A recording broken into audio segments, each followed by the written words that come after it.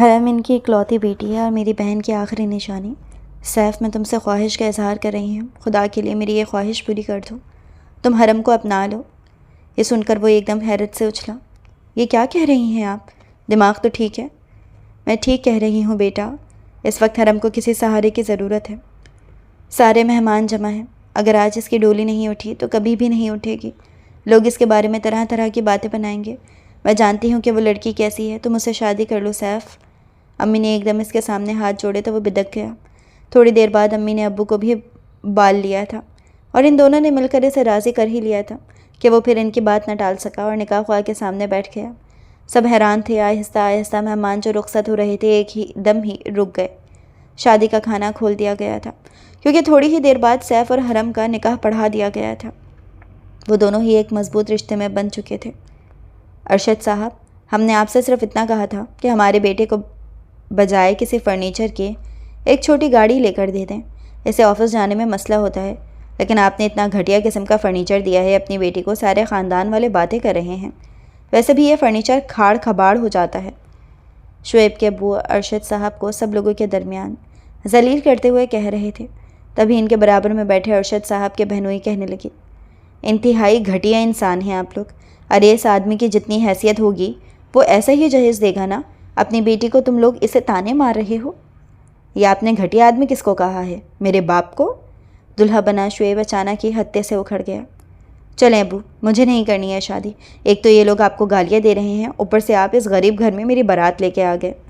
شعیب نے بھبرے لہجے میں حقارت بھری نظریں ارشد صاحب پر جمائے کہا، اس سے اچھی لڑکی مجھے مل سکتی ہے، لیکن آپ کو شوق تھا اپنی پرانی دوستی نبھانے کا۔ شعیب کے والد کو بھی غصہ آیا تھا۔ ہاں ہاں، ہم بارات واپس لے کے جائیں گے، انہوں نے مجھے گھٹیا انسان کہا تو پھر ان گھٹیا انسانوں میں ہم اپنے بیٹے کی شادی کیوں کریں؟ وہ لوگ انکار کرتے فوراً ہی اسٹیج سے نیچے اتر گئے۔ ارشد صاحب انہیں منانے کی کوشش کر رہے تھے لیکن وہ لوگ کسی طور پر ماننے کو تیار نہیں تھے۔ تبھی ان کے بہنوئی کہنے لگے، ارے جانے دیجیے ارشد صاحب ان گھٹیا لوگوں کو، اور اپنی بیٹی دے کر کیوں اس کی زندگی خراب کر رہے ہیں؟ خوب بحث و تکرار ہو رہی تھی۔ سیف جو بیزار شکل لیے آخری والی سیٹ پر بیٹھا موبائل چلا رہا تھا، اس ہجوم کو اشتعال میں دیکھ کر حیران رہ گیا۔ آج وہ اپنی خالہ زاد حرم کی شادی میں آیا تھا، امی کی لاکھ منت سماجت کے بعد، لیکن اسے نہیں پتا تھا کہ شادی میں یوں ہنگامہ پھوٹ پڑے گا۔ پھر بات اتنی بڑی کہ وہ لوگ بارات لے کر واپس چلے گئے، کسی کو یقین نہیں آ رہا تھا۔ حرم دلہن بن کر تیار بیٹھی تھی، اس کے سر پر ماں کا سایہ نہیں تھا، صرف ایک والد ہی تھا سر پر ہاتھ رکھنے والا۔ لال جوڑے میں وہ بہت خوبصورت لگ رہی تھی۔ معصومیت سے بیٹھی مولوی صاحب کا انتظار کر رہی تھی جب اس کی دوست جویریہ بھاگی بھاگی ہوئی آئی۔ غضب ہو گیا حرم، تمہاری بارات واپس چلی گئی ہے، نہ جانے کس بات پر انہوں نے لڑائی جھگڑا شروع کر دیا تھا، تمہارے ابو کی خوب بے عزتی بھی کی ہے۔ اس کے ماتھے پر ٹھنڈے پسینے پھوٹ پڑے تھے، یقین نہیں آ رہا تھا، وہ بالکل خاموش صدمے کی کیفیت میں تھی۔ ابھی وہ صدمے کی حالت میں پریشان و ششرد ہی تھی جب خالہ امینہ باہر سے اندر چلی آئیں۔ میری بچی پریشان مت ہو، اللہ ہی کوئی اسباب پیدا کرے گا۔ سارے مہمانوں میں چیمگوئیاں ہو رہی تھی۔ ارشد صاحب دل تھامے کھڑے تھے، ایک اکلوتی بیٹی تھی، اس کی ذمہ داری بھی وہ اچھے سے نہ نبھا سکے۔ بہنوئی صاحب جنہوں نے بات بگاڑی تھی اب آئیں بائیں شائیں کر رہے تھے، لیکن وہ بھی اپنی جگہ ٹھیک تھے۔ وہ لوگ سچ میں بہت لالچی تھے، شعیب کے گھر والے جن کی اصلیت عین نکاح کے وقت کھلی تھی، کیونکہ انہوں نے ارشد صاحب کے سامنے شرط رکھ دی تھی کہ وہ یہ گھر اپنے ہونے والے اکلوتے داماد کے نام کر دیں، لیکن ارشد صاحب کی آنکھوں میں آنسو تھے۔ میری بیٹی کی آنکھوں میں سوال ہوں گے، میں اس معصوم کے سوالوں کا جواب کیسے دوں گا کہ گھر آئی اس کی بارات واپس چلی گئی؟ جب سے حرم کی بارات گئی تھی تب سے وہ پریشان حالت میں کھڑے یہی سب سوچ رہے تھے۔ امینہ بیگم نے اپنی معصوم سی بھانجی کو دیکھا۔ حرم جو نہ دکھ کی کیفیت میں تھی اور نہ ہی خوشی کی جھلک تھی، اس کے چہرے پر وہ معصوم تو عجیب حالت میں ان کے سامنے بیٹھی تھی۔ شاید اسے ابھی تک یقین نہیں آ رہا تھا کہ لڑکیوں کی آنکھوں میں کئی خواب ہوتے ہیں اپنی شادی کے حوالے سے۔ وہ سب خواب اس کی عین بارات والے دن ٹوٹ جائیں گے، یہ اس نے سوچا بھی نہیں ہوگا۔ امینہ بیگم پریشان چہرہ لیے سیف کے پاس آئی تھی۔ کیا تماشا ہو رہا ہے امی یہاں پر؟ چلے ہم گھر چلتے ہیں، سیف ماں سے سرگوشی میں کہنے لگا۔ امی نے گھور کر اسے دیکھا۔ یہاں طوفان آ گیا ہے اور تم گھر جانے کی بات کر رہے ہو، جانتے بھی ہو حرم اور بھائی صاحب کتنے صدمے میں ہیں، بھائی صاحب تو رو رہے ہیں، حرم ان کی اکلوتی بیٹی ہے اور میری بہن کی آخری نشانی بھی۔ سیف، میں تم سے خواہش کا اظہار کر رہی ہوں، خدا کے لیے میری یہ خواہش پوری کر دو، تم حرم کو اپنا لو۔ اپنی امی کی بات سن کر وہ ایک دم حیرت سے اچھلا تھا۔ یہ کیا کہہ رہی ہیں آپ؟ دماغ تو ٹھیک ہے؟ میں ٹھیک کہہ رہی ہوں بیٹا، اس وقت حرم کو کسی سہارے کی ضرورت ہے، سارے مہمان جمع ہیں، اگر آج اس کی ڈولی نہیں اٹھی تو کبھی بھی نہیں اٹھے گی، لوگ اس کے بارے میں طرح طرح کی باتیں بنائیں گے۔ میں جانتی ہوں کہ وہ لڑکی کیسی ہے، تم اس سے شادی کر لو سیف۔ امینہ بیگم نے ایک دم اس کے سامنے ہاتھ جوڑے تو وہ بدک گیا۔ تھوڑی دیر بعد امی نے ابو کو بھی بلا لیا تھا، ان دونوں نے مل کر اسے راضی کر ہی لیا تھا کہ وہ پھر ان کی بات نہ ٹال سکا، اور وہ نکاح خواہ کے سامنے گیا۔ سب حیران تھے، آہستہ آہستہ مہمان جو رخصت ہو رہے تھے ایک دم ہی رک گئے۔ شادی کا کھانا کھول دیا گیا تھا۔ تھوڑی ہی دیر بعد سیف اور حرم کا نکاح پڑھا دیا گیا تھا۔ وہ دونوں ہی ایک مضبوط رشتے میں بن چکے تھے۔ ارشد صاحب کی آنکھوں میں خوشی کے آنسو تھے۔ امینہ بیگم ایک رئیس خاندان سے تھیں، انہیں امید نہیں تھی کہ وہ اپنی بھانجی کو اپنے بیٹی کی بہو بنا لیں گی، لیکن انہوں نے یہ بھی سن رکھا تھا کہ سیف کی پہلی منگنی ہو چکی ہے۔ سیف نے ماں باپ کی خوشی کی خاطر حرم سے نکاح کے لیے ہاں کہہ دی تھی۔ اب وہ اس کے پہلو میں بیٹھی تھی، خالی نظروں سے اپنی سفید ہتھیلیوں کو دیکھ رہی تھی کہ تقدیر اسے کہاں سے کہاں لے آئی ہے۔ اس کا وہ نخریال خالہ زاد کسن جو کبھی اس سے ملنے تک نہیں آیا تھا، نہ اس کا حال چال پوچھنے، جس کے اندر حد سے کچھ زیادہ ہی غرور تھا، آج وہ شوہر بن کر اس کے برابر میں بیٹھا تھا۔ آگے کی زندگی کیسے گزرنے والی ہے یہ سب اس نے آنے والے وقت پر چھوڑ دیا تھا۔ فی الحال اپنے بابا کی دعائیں لیتی ہوئی وہ خالہ کے گھر رخصت ہو گئی تھی۔ جیسے ہی وہ اپنے خالہ کے گھر میں سیف کے ہمراہ انٹر ہوئی، سامنے ہی گھر کے ملازمین پھولوں کی تالیاں پکڑے کھڑے تھے۔ یہ سارے انتظامات امینہ بیگم کے کہنے پر ہوئے تھے۔ ہاں، البتہ کمرے میں کوئی سجاوٹ نہیں تھی اور نہ ہی کسی قسم کا کوئی اضافی سامان رکھا گیا تھا۔ اس کمرے میں سارا سامان سیف کا ہی تھا جو استعمال کرتا تھا۔ پورا فرنشڈ کمرہ تھا، اے سی بھی لگا ہوا تھا۔ اتنی ٹھنڈک کے باوجود حرم کے چہرے پر پسینے کی چمک تھی اور ہتھیلیاں گیلی ہو رہی تھیں۔ بالکل ایک نئے رشتے میں وہ سیف کے ساتھ منسلک ہو گئی تھی، سیف کے ساتھ جو اس کا خالہ زاد کزن تھا۔ حرم کو یاد نہیں پڑتا کہ کبھی وہ اس سے ملنے آیا ہو یا کبھی اس کا حال چال پوچھا ہو۔ خالہ اسے اس کے کمرے میں بٹھا کر چلی گئی تھی۔ پھر رات کے 2 بجے تقریباً سیف اپنے کمرے میں آیا تو حرم کو اپنے کمرے میں دلہن بنے بیٹھا دیکھ کر وہ حیرت سے اچھل پڑا۔ پھر غصے سے کہنے لگا، گلے کا توق بن کر تم میری زندگی میں شامل ہوئی ہو، زبردستی کے رشتے میں منسلک ہو کر اب مجھ سے امید لگا کر بیٹھی ہو کہ میں تمہاری تعریفیں کروں، تمہیں رونمائی کا تحفہ دوں اور بتاؤں کہ تم سے شادی ہونے کے بعد میں کتنا خوش ہوں، یعنی کہ سب جھوٹ کہوں۔ حالانکہ ایسا کچھ نہیں ہے، میرے دل میں یہ شادی صرف میں نے اپنے امی ابو کے کہنے پر کی ہے، تمہارے باپ کی عزت بچانے کے لیے اور شاید تمہاری بھی۔ سیف نے اسے کھری کھری سنائی تھی۔ حرم ذلت کے مارے سرخ چہرہ لیے اس کی باتیں سنتی رہی۔ وہ کیا کہتی، اس کے لب سلے ہوئے تھے، وہ تو خود اپنے ساتھ ہونے والے قسمت کے کھیل پر حیران تھی۔ اسے یوں ساکت بیٹھے دیکھ کر سیف نے اسے مزید ذلیل کیا تھا۔ اب جلدی سے اٹھو، جاؤ میرے بیڈ سے، مجھے سونا ہے، رات کے 2 بجنے والے ہیں، تم بھی کوئی جگہ دیکھ کر سو جانا، میرے دل میں تمہارے لیے کوئی جگہ نہیں بنے گی زندگی بھر، کیونکہ تم زبردستی میری زندگی میں شامل ہوئی ہو۔ اپنی الائف پارٹنر کے حوالے سے میرے کچھ خواب تھے، کچھ خواہشیں تھیں جو مجھے امی ابو کے زبردستی کے بندھن کی وجہ سے قربان کرنی پڑیں۔ سیف کو شدید غصہ آ رہا تھا۔ اس کا غصہ دیکھ کر حرم جلدی سے بیڈ سے اٹھ کھڑی ہوئی اور پھر ڈریسنگ روم میں چلی گئی۔ اپنے زیور بھی اتار دیے اور ہیئر سٹائل بھی کھول دیا، پھر لہنگے کا دوپٹہ لپیٹ کر واش روم سے باہر آئی۔ سیف ابھی تک جاگتا ہوا موبائل چلا رہا تھا، اس کے چہرے پر پریشانی تھی۔ اس نے ایک نظر سر جھکائے کھڑی حرم کو دیکھا جو نہ جانے کیا تلاش کر رہی تھی۔ تبھی اس کی نظر کالے رنگ کے لگیج پر پڑی تو وہ اسی کی طرف بڑھ گئی۔ بیگ سے اپنے کپڑے نکال کر اس نے واش روم میں جا کر تبدیل کر لیے تھے۔ اب وہ سونے کی جگہ تلاش کر رہی تھی۔ بیڈ پر وہ بڑے سکون سے لیٹا ہوا تھا۔ حرم سوچنے لگی کہ میں نیچے کارپٹ پر لیٹ جاتی ہوں تاکہ یہ انسان سکون سے سو جائے جس کی زندگی میں زبردستی مجھے شامل کیا گیا ہے، شاید وہ میرا بیڈ پر سونا پسند نہ کرے۔ یہی سوچ کر وہ جیسے ہی تکیہ اٹھا کر نیچے لیٹنے لگی، سیف کی کڑکتی آواز آئی تھی، اچھا مظلومیت کے ڈرامے کرنا چاہتی ہو؟ نیچے سو کر یہ دکھانا چاہتی ہو امی کو کہ میں نے تمہیں قبول نہیں کیا، میں ان کی نظروں میں برا بن جاؤں؟ حرم ایک دم ہی گھبرا کر اٹھ بیٹھی۔ جی نہیں، میں نے ایسا کچھ نہیں سوچا، آپ سکون سے سو جائیں بیڈ پر، میں یہاں لیٹ جاؤں گی۔ کوئی ضرورت نہیں ہے زیادہ مظلومیت کے ڈرامے کرنے کی، اوپر آ کر لیٹ جاؤ چپ چاپ۔ اس کے غصے بھرے لہجے پر وہ خاموشی سے بیڈ کے کونے پر لیٹ گئی تھی، پھر اپنے مہندی لگے ہاتھوں کو دیکھ کر آنسو بہانے لگی۔ اس نے یہ سب نہیں سوچا تھا، وہ حیران تھی کہ قسمت نے اس کے ساتھ یہ سب کیوں کیا، اور شعیب کے گھر والوں نے عین نکاح کے وقت اپنا لالچ کیوں دکھایا۔ شادی سے پہلے تو وہ لوگ بہت اچھے بن رہے تھے۔ اگلی صبح وہ خود ہی خالہ کے پاس جا کر لاؤنج میں بیٹھ گئی۔ ویسے بھی یہ اس کی شادی کا دوسرا دن تھا، اس گھر میں بہت سے ملازمین تھے کام کرنے کے لیے۔ امینہ بیگم اسے دیکھ کر مسکرا دی۔ حرم، میری کتنی خواہش تھی کہ تمہیں اپنے گھر کی بہو بناؤں، اور دیکھو خدا کی کرنی ایسی ہوئی کہ تم آج ماشاءاللہ سے میرے گھر کی بہو بن چکی ہو اور میرے اکلوتے بیٹے سیف کی دلہن۔ امینہ خالہ نے اسے گلے لگایا تھا۔ دیکھو بیٹا، تم جانتی ہو نا کن حالات میں تمہاری اور سیف کی شادی ہوئی ہے، اس لیے وہ کچھ الٹا سیدھا بول دے تو دل پر لینے کی ضرورت نہیں۔ آہستہ آہستہ دیکھنا خدا خود ہی تم دونوں کے دلوں میں ایک دوسرے کے لیے محبت ڈال دے گا۔ مجھے اپنے خدا پر پورا یقین ہے، امینہ بیگم نے مسکراتے ہوئے کہا۔ خالہ کی بات پر اسے تھوڑا حوصلہ ہوا تھا۔ ابھی حرم امینہ بیگم سے بات کر ہی رہی تھی جب اسے سامنے سے ایک لڑکی آتی ہوئی دکھائی دی۔ وہ اس لڑکی کو دیکھ کر کافی حیران ہوئی تھی۔ اوہ، تو آپ نے اپنا اصلی چہرہ دکھا ہی دیا، جلدی اب دیر۔ وہ امینہ بیگم کے سامنے کھڑی ان کی آنکھوں میں آنکھیں ڈال کے کہہ رہی تھی۔ بات کرتے وقت اس کے نفرت بھری نظریں سامنے حیرت میں ڈوبی حرم پر تھیں۔ اس سے پہلے کہ وہ لڑکی کچھ اور کہتی امینہ بیگم فوراً ہی بولیں، تم صبح صبح یہاں کیا کر رہی ہو؟ تمہارا یہاں صبح صبح کیا کام ہے؟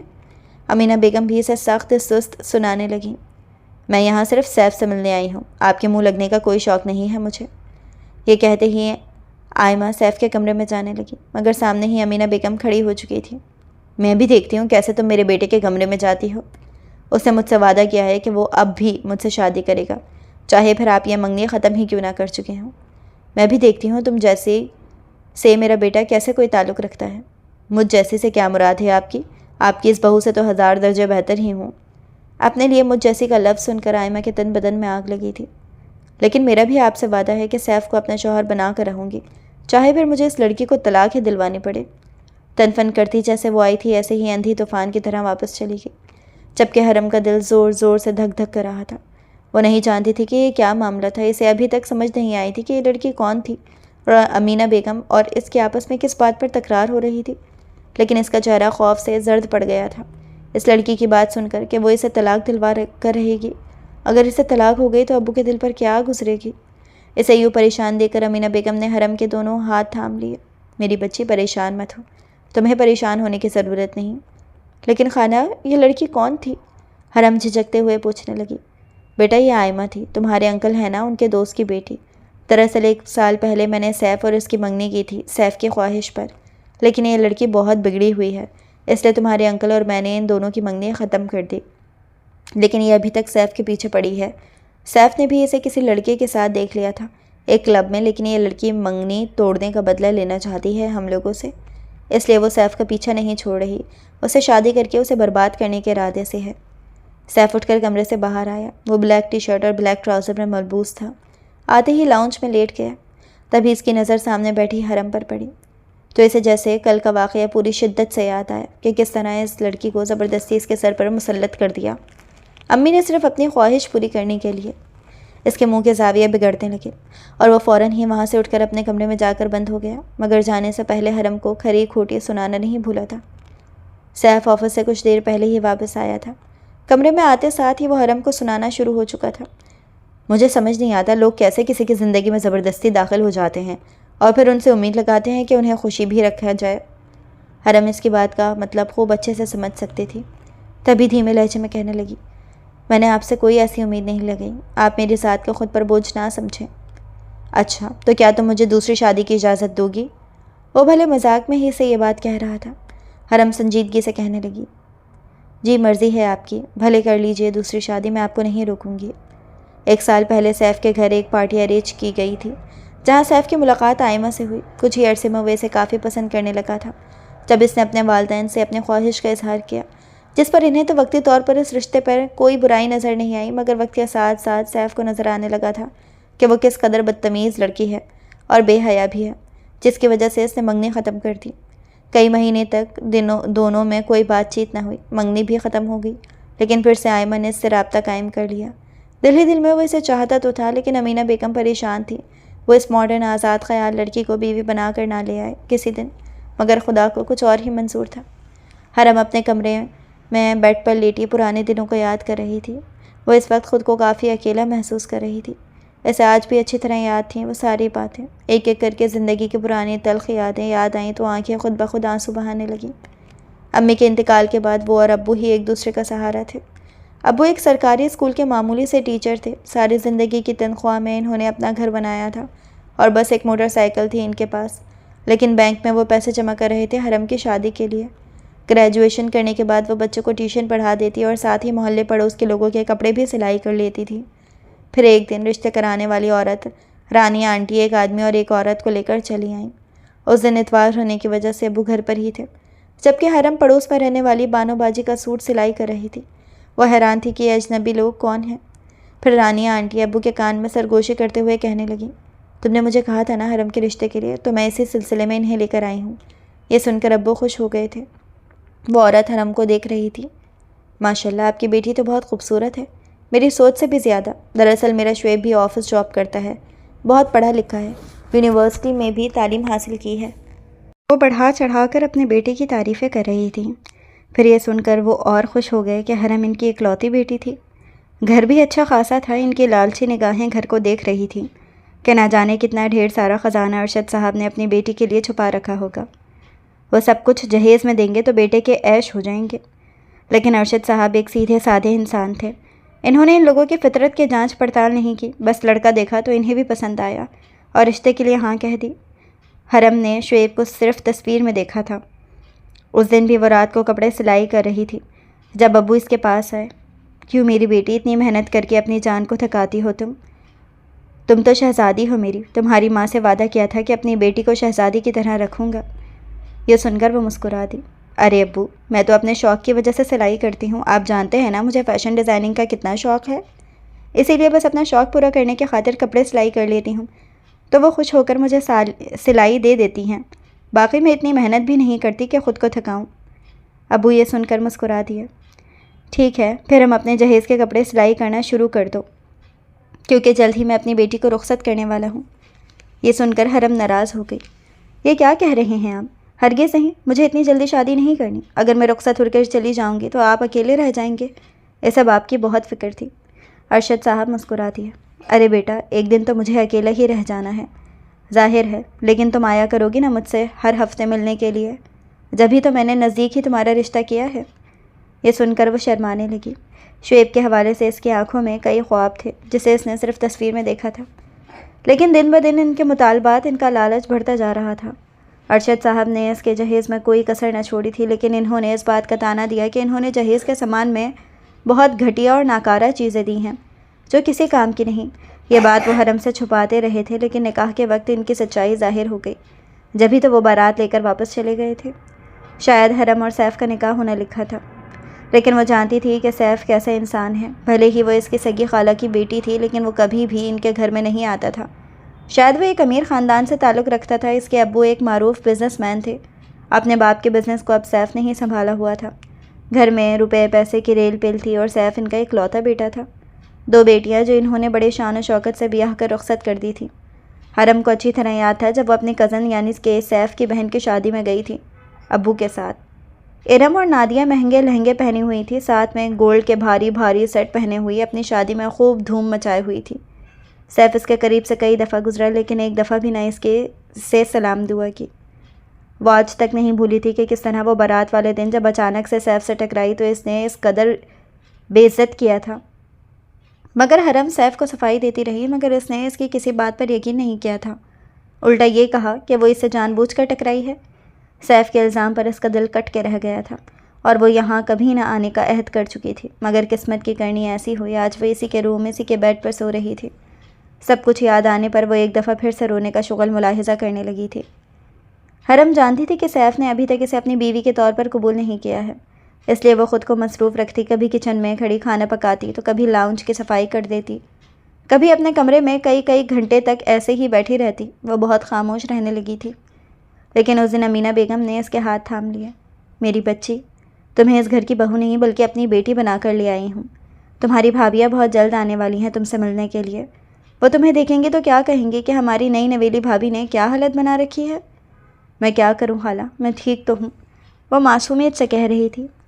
تو امینہ بیگم مسکرا دیں۔ تیار ہو کر رہا کرو، تمہیں دیکھ کر ہر کوئی کہے کہ تم ایک سہاگن ہو۔ چلو میں تمہیں اپنے ساتھ پارلر لے کر چلتی ہوں۔ امینہ بیگم اسے شہر کے سب سے اچھے پارلر میں لے کر آئی تھیں، جہاں وہ ہر مہینے ٹریٹمنٹ کروانے آتی تھی۔ تھوڑی سی محنت سے ہی اس کا لک مکمل طور پر چینج ہو گیا تھا۔ وہ اپنے آپ کو پہچان نہیں پا رہی تھی۔ بالوں کی کٹنگ، چہرے کا فیشیل، گھر جاتے ہی امینہ بیگم نے اسے تیار ہونے کا کہہ دیا۔ شام کو نکھری سی وہ لاؤنج میں بیٹھی تھی اپنی ساس کے ساتھ۔ انکل اور سیف دونوں ہی اس وقت آفس میں ہوتے تھے، لیکن آج وہ جلدی گھر آئے تھے۔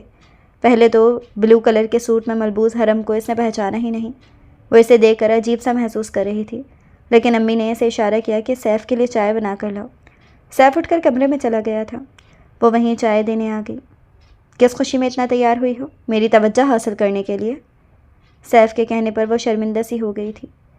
جی نہیں، خالہ کے کہنے پر۔ جو بھی تھا وہ بہت اچھی لگ رہی تھی۔ سیف تو کچھ پل کے لیے اس میں کھو سا گیا تھا۔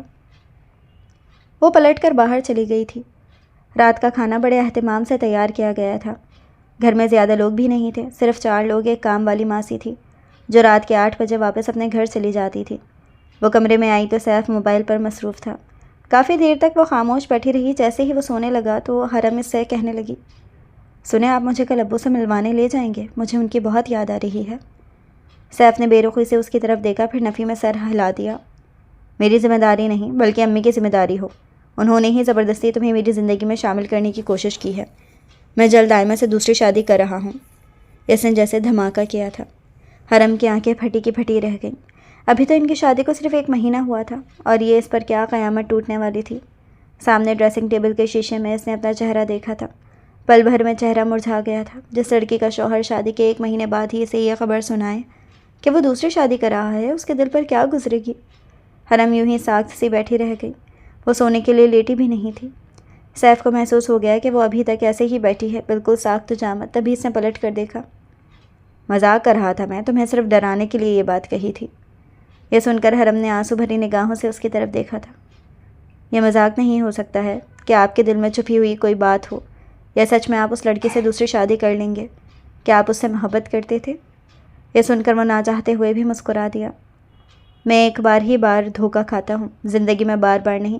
میں نے آئمہ سے شادی نہ کرنے کا فیصلہ کیا ہے، لیکن سچ تو یہ ہے کہ میرا دل تمہیں بھی تسلیم نہیں کر پا رہا۔ مجھے ایسا لگتا ہے ساری لڑکیاں دھوکے باز ہوتی ہیں۔ اس رات آئمہ کو اس ڈانس کلب میں غیر لڑکے کی باہوں میں دیکھ کر جو میرے دل پر قیامت گزری تھی، وہ میں بیان نہیں کر سکتا۔ کوئی لڑکی اتنی دھوکے باز کیسے ہو سکتی ہے؟ میرا دل یہ تسلیم نہیں کر پا رہا تھا۔ آخر تم بھی تو اپنے سابقہ منگیتر سے محبت کرتی ہوگی۔ کوئی نہ کوئی تصویر، کوئی نہ کوئی خیال تمہارے دل میں بھی آتا ہوگا، اس سے بات کرتی ہوگی۔ موبائل پر کیا کیا خواب دیکھے ہوں گے، تو کیا تم وہ سب بھول چکی ہو؟ مجھے اس بات کا غصہ ہے کہ میرے حصے میں ایک ایسی لڑکی آئی جس کے دل پر، جس کے خوابوں پر کسی اور کی حکومت تھی، میری نہیں۔ سیف نے آج اس سے اپنے دل کی بات کہی تھی۔ حرم اس کی بات سن کر حیران تھی۔ جس لڑکے کو اس نے کبھی اپنے سامنے دیکھا ہی نہیں تھا، کبھی اس سے ملاقات ہی نہیں کی تھی، تو اس کا تصور کیسا تھا؟ اس نے شعیب کو صرف تصویر میں دیکھا تھا، لیکن سامنے نہ کبھی بات کی تھی اور نہ ہی کبھی اسے دیکھا تھا۔ تبھی وہ دھیمے سے لہجے میں بولی، ایسا کچھ نہیں ہے جیسا آپ سوچ رہے ہیں۔ شعیب میرا منگیتر ضرور تھا، لیکن میں نے کبھی اس سے بات نہیں کی۔ میں نے صرف ابو کی پسند سے اس سے منگنی کی تھی، اور پھر اس میں میرا کیا قصور تھا؟ ہم مشرقی لڑکیاں ماں باپ کی پسند پر سر جھکانے والی ہوتی ہیں۔ وہ انگلیوں سے بیڈ شیٹ پر لکیریں بنا رہی تھی۔ سیف نے غور سے اسے دیکھا۔ اس کا مطلب کہ میں تمہیں پسند نہیں؟ تمہارے ساتھ بھی زبردستی کی گئی ہے؟ اس کی بات سن کر وہ اچانک ہی گھبرا گئی تھی۔ ایسی تو کوئی بات نہیں، اس نے جلدی سے وضاحت دی۔ اگر آپ مجھے ناپسند ہوتے تو میں ایسی کوشش کیوں کر رہی ہوتی ہے کہ آپ مجھے اپنی زندگی میں قبول کر لیں؟ یہ سن کر وہ حیران رہ گیا تھا۔ میں ہی سب کچھ ہوں تمہارے لیے؟ سیف نے اب غور سے اسے دیکھا تھا۔ آج وہ پیاری بھی بہت لگ رہی تھی۔ حرم لب کاٹنے لگی۔ ظاہر ہے آپ شوہر ہیں میرے، آپ سے محبت نہیں کروں گی، آپ کے لیے تیار نہیں ہوں گی، تو پھر یہ سب کس کے لیے کروں؟ یہ سن کر سیف حیران رہ گیا تھا۔ اس کی خاموشی پر وہ کروٹ بدل کر سونے لگی۔ جب میرے لیے تیار ہوئی ہو تو پھر شوہر کو بھی تعریف کرنے کا موقع دو۔ سیف نے حرم کو کھینچ کر اپنے قریب کیا۔ رات قطرہ قطرہ گزر رہی تھی۔ چاند بھی ان کے ملن پر کافی خوش تھا۔ اگلی صبح وہ حیران تھا کہ اس سے یہ سب کیسے ہو گیا۔ وہ تو امی ابو کی ضد کی وجہ سے کبھی بھی اسے اپنانا نہیں چاہتا تھا، لیکن جانے کیا لمحات کا اثر تھا یا پھر حرم کی باتوں کا، وہ خود کو نہ روک سکا تھا۔ دوسرے دن وہ ناشتے کی ٹیبل پر نکھری نکھری سی اس کے لیے ناشتہ لگا رہی تھی۔ گلابی رنگ کا سوٹ پہنے وہ اور بھی جاذب نظر لگ رہی تھی، لیکن سیف کا چہرہ اسپاٹ تھا۔ اس کے چہرے پر کوئی تاثر نہ تھا، نہ نفرت کا، نہ محبت کا۔ رات جو کچھ بھی ہوا تھا، اسے سوچ کر حرم سمجھی تھی کہ سیف نے اسے اپنی زندگی میں جگہ دے دی ہے، لیکن صبح اس کا موڈ پھر سے ویسا ہی تھا۔ دیکھ کر وہ پریشان ہو گئی تھی۔ سیف تھوڑی دیر بعد تیار ہو کر آفس چلا گیا۔ وہ کچن میں کھڑی لاؤنج بنا رہی تھی جب اس کا موبائل بجنے لگا۔ یہ موبائل ابو نے اسے گفٹ دیا تھا۔ اس سے بات کرنے کے لیے ابو کا نمبر دیکھ کر وہ مسکرا دی، لیکن ارشد صاحب کے لہجے میں پریشانی تھی۔ میری بیٹی، مجھ سے ملنے آ سکتی ہو؟ آج میری طبیعت ٹھیک نہیں کچھ۔ یہ سن کر وہ پریشان ہو گئی تھی۔ جی جی ابو، بس میں ابھی آتی ہوں۔ وہ فوراً ہی خالہ کے پاس گئی تھی۔ خالہ، ابو کی طبیعت ٹھیک نہیں ہے، مجھے جانا ہوگا ان کے پاس۔ اس کے چہرے پر پریشانی دیکھ کر خالہ بڑے پیار سے کہنے لگی، ہاں ہاں ضرور جاؤ، میں ڈرائیور سے کہتی ہوں وہ گاڑی نکالے، تم جلدی سے تیار ہو جاؤ۔ تقریباً آدھے گھنٹے بعد وہ ابو کے سامنے تھی۔ یہ دیکھ کر وہ حیران رہ گئے۔ میں نے تمہیں پریشان کر دیا نا؟ ابو اسے یوں بدحواس دیکھ کر شرمندگی سے کہنے لگے تو وہ باپ کے سینے سے جا لگی۔ کیسی باتیں کر رہے ہیں آپ؟ آئندہ کبھی بھی طبیعت خراب ہو، کچھ بھی ہو، مجھے فوراً بتا دیجیے گا۔ آپ کو بخار تو نہیں ہے؟ ارے نہیں بیٹا، جب سے ریٹائرمنٹ ہوئی ہے بس اکیلے بیٹھے بیٹھے دل گھبرانے لگ جاتا ہے۔ یہ تو شام کو محلے کے بچے پڑھنے آ جاتے ہیں تو ان میں دل بہل جاتا ہے۔ یہ سن کر وہ مسکرا دی۔ تم بس جلدی جلدی میرے لیے کھانا بناؤ، تمہارے ہاتھ کا کھانا کھانے کا دل چاہ رہا تھا، بس اسی لیے طبیعت خراب ہونے کا بہانہ بنایا۔ وہ مسکراتے ہوئے ابو کے لیے کھانا بنانے لگی۔ شام کو سیف آفس سے گھر آیا تو وہ سمجھا کہ حرم شاید کمرے میں ہوگی، لیکن کمرہ خالی تھا۔ نہ جانے کیوں آج اسے بہت عجیب سا محسوس ہو رہا تھا، شاید اسے دیکھنے کی عادت جو ہو گئی تھی۔ تھوڑی ہی دیر گزری، پھر وہ امی سے پوچھنے پر مجبور ہو گیا، کہاں گئی آپ کی لاڈلی بھانجی صاحبہ؟ امینہ بیگم دل ہی دل میں خوش ہوئی تھی، لیکن انہوں نے چہرے سے خوشی ظاہر نہ ہونے دی کہ سیف کو اس کی غیر موجودگی کا احساس ہوا ہے، تو بات بناتے ہوئے کہنے لگیں، ارے باپ کی طبیعت خراب ہے، وہاں بھی تو جانا تھا نا، اسے چلی گئی ہے 2 دن کے لیے، مجھ سے اجازت بھی نہیں لی، ویسے تو بڑا شوہر کرتی ہے، اور اب مجھ سے پوچھے بغیر ہی چلی گئی اور آپ نے اسے بھیج دیا۔ وہ غصے سے کہنے لگا۔ امینہ بیگم نے اسے گھور کر دیکھا، تم تو کہتے ہو کہ وہ تمہاری ذمہ داری نہیں ہے، تم اسے بیوی کا حق نہیں دیتے، تو پھر اب ایسے کیوں بھڑک رہے ہو؟ میں ابھی سے جا کر لا رہا ہوں۔ یہ سن کر وہ ہنس دیں۔ ٹھیک ہے چلے جاؤ، ہو سکتا ہے کہ وہ واپس آ جائے تمہارے ساتھ۔ ارے بیٹا، اتنے ساری ڈش کس لیے بنائی؟ تو وہ کہنے لگی، کس لیے بناؤں گی ابو؟ ہم دونوں باپ بیٹی کے لیے۔ آج ہم دونوں مل کر کھانا انجوائے کریں گے، اور میں 2 دن کے بعد ہی جاؤں گی اپنے گھر، میں نے خالہ کو فون کر کے بتا دیا ہے۔ اچھا بیٹا، سیف ناراض تو نہیں ہوگا؟ تم اسے بتا کر آئی ہو؟ ارشد صاحب پریشان ہوئے تو وہ بے دلی سے سوچتے ہوئے دل میں کہنے لگی، انہیں میری پرواہ ہی کہاں ہے، میرے ہونے نہ ہونے سے انہیں بھلا کیا فرق پڑتا ہے۔ اس کے چہرے پر ایک تاریکی چھا گئی تھی، لیکن وہ حشاش بشاش لہجے میں کہنے لگی، جی جی ابو، انہیں کوئی اعتراض نہیں ہوگا، آپ اطمینان سے کھانا کھائیں۔ ابھی وہ کھانے کے ٹیبل پر بیٹھنے ہی لگے تھے کہ اچانک دروازہ کھلا تھا۔ دروازے سے آنے والا سیف تھا۔ بلیک کلر کا کرتا شلوار پہنے، خوشبو میں بسا ہوا وہ ارشد صاحب کے سامنے تھا۔ اسے دیکھ کر وہ خوش ہو گئے۔ ارے بیٹا، بہت لمبی عمر ہے تمہاری، ابھی تمہارا ہی ذکر ہو رہا تھا، ماشاء اللہ، ایسے صحیح وقت پر آئے ہو۔ بیٹا بیٹھو، کھانا کھاؤ۔ وہ سچ میں ہی کھانا کھا کر نہیں آیا تھا، لیکن حرم کو یقین ہی نہیں آ رہا تھا کہ وہ اس کے سامنے ہے۔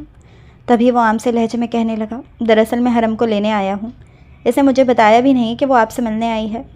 یہ سن کر شرمندگی سے اس نے سر جھکا لیا تھا، جبکہ ارشد صاحب کہنے لگے، اچھا بیٹا، بس میں نے ہی اسے بلوایا تھا آج، میرا دل چاہ رہا تھا اپنی بیٹی سے ملنے کو، کھانا کھا لو پھر تم دونوں چلے جانا۔ انہوں نے نرمی سے کہا، لیکن ابو میں 2 دن آپ کے پاس رہنا چاہتی ہوں، حرم نے کہا تو سیف نے اسے گھور کر دیکھا تھا، جبکہ ارشد صاحب کہنے لگے، کوئی ضرورت نہیں ہے، تمہارا شوہر تمہیں بعد میں لے آئے گا، ویسے بھی گھر اتنا دور نہیں ہے۔ میں ٹھیک کہہ رہا ہوں نا سیف، تم اسے لے کر آؤ گے نا میرے پاس دوبارہ؟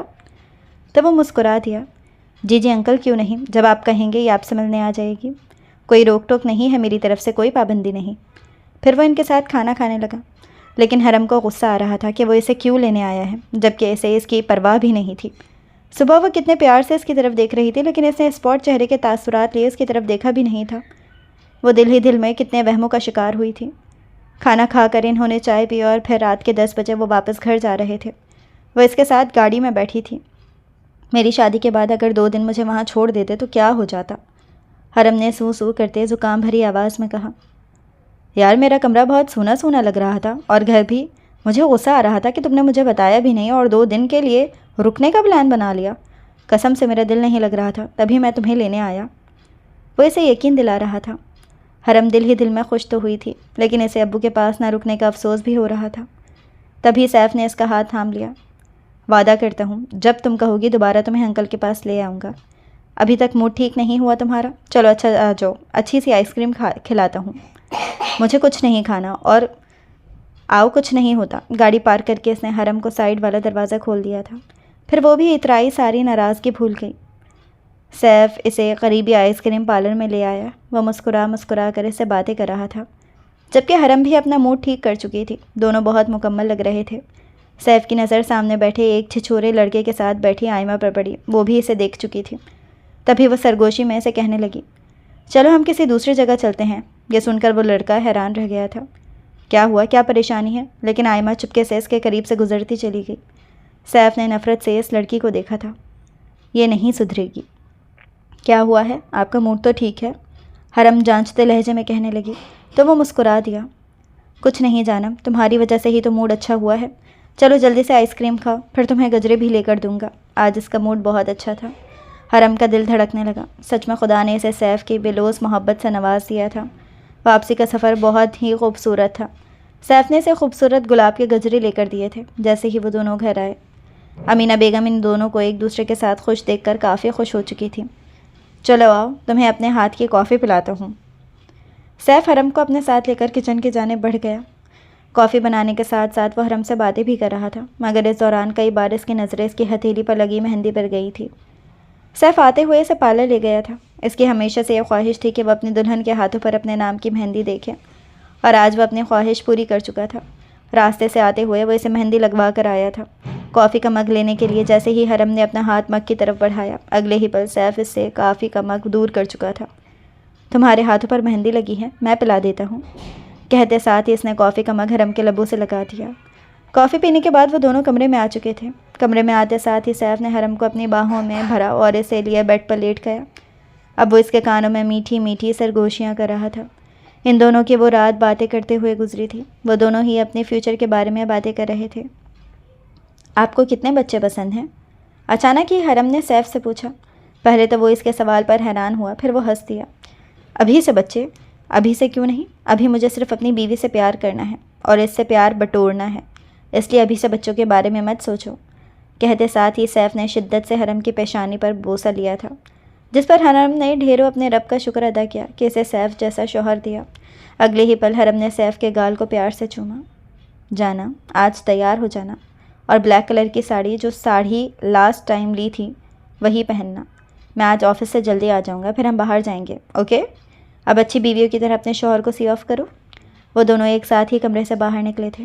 گاڑی میں بیٹھنے سے پہلے سیف حرم کی پیشانی کا بوسہ لینا نہیں بھولا تھا۔ سیف کو سی آف کرنے کے بعد حرم کمرے میں چلی آئی تھی۔ جیسے ہی سیف کی گاڑی نیچے لاؤنج میں کھڑی ہوئی، حرم نے خود کو آخری بار آئینے میں دیکھا۔ جیسے ہی سیف روم میں انٹر ہوا، اگلے ہی پل اس کی نظر آئینے کے سامنے کھڑی حرم پر گئی، جو اپنے لپسٹک کو ڈارک کر رہی تھی۔ سیف اسے دیکھ کر کچھ لمحوں کے لیے محبوط ہوا۔ بے خودی کے عالم میں ہی وہ اس کی جانب بڑھا۔ مجھے ایسا لگ رہا ہے جیسے ایک دفعہ پھر سے نئے سرے سے مجھے آج تم سے محبت ہو گئی ہو۔ تمہارا ہر روپ میرے لیے نیا ہے، اس نے سرگوشی سے انداز میں کہا۔ وہ اسے سی سائڈ پر لایا تھا جہاں اس نے اس کے لیے کینڈل لائٹ ڈنر کا ارینجمنٹ کیا ہوا تھا۔ ان دونوں نے کافی اچھے سے ڈنر کیا تھا۔ ڈنر کرنے کے بعد سیف حرم کو لانگ ڈرائیو کے لیے لے گیا تھا۔ حرم سیف کی اس قدر محبت پر کافی خوش تھی۔ وہ دونوں اس وقت اپنے کمرے میں موجود تھے۔ سیف حرم کی گود میں سر رکھے لیٹا ہوا تھا جب اچانک ہی اس کے دل میں خواہش پیدا ہوئی۔ تم نے کبھی مجھ سے اپنی محبت کا اظہار نہیں کیا ہے، کیا تمہیں مجھ سے محبت نہیں ہے؟ سیف نے حرم کی طرف دیکھتے ہوئے کہا۔ ایسی تو کوئی بات نہیں ہے، میں نے ایسا کب کہا کہ مجھے آپ سے محبت نہیں ہے؟ ہاں تو کبھی اظہار بھی نہیں کیا ہے، اس نے دو بدو ہی جواب دیا۔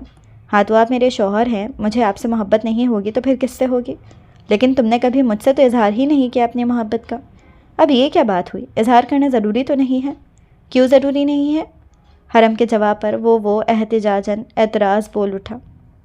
اگر تم نے مجھ سے محبت کا اظہار نہیں کیا تو میں ناراض ہو جاؤں گا۔ چلو اب جلدی سے مجھے آئی لو یو بولو۔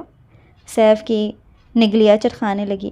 اگر تم نے میری ڈیمانڈ پر، حرم کا چہرہ سرخ ہوا تھا، لیکن میں کیسے وہ کنفیوز سے لہجے میں کہتی، بات نہیں مانی تو میں ناراض ہو جاؤں گا، اور پھر تم مجھے مناؤ گی بھی، تب بھی نہیں مانوں گا۔ ایک دفعہ پہلے بھی وہ اسے اسی طرح سے تنگ کر چکا تھا، اور وہ اس بار حرم کو اس کی ناراضگی مول لینی پڑی تھی، اور وہ آج تک نہیں بولی تھی کہ اس نے کتنے جتن کیے تھے اسے منانے کے لیے۔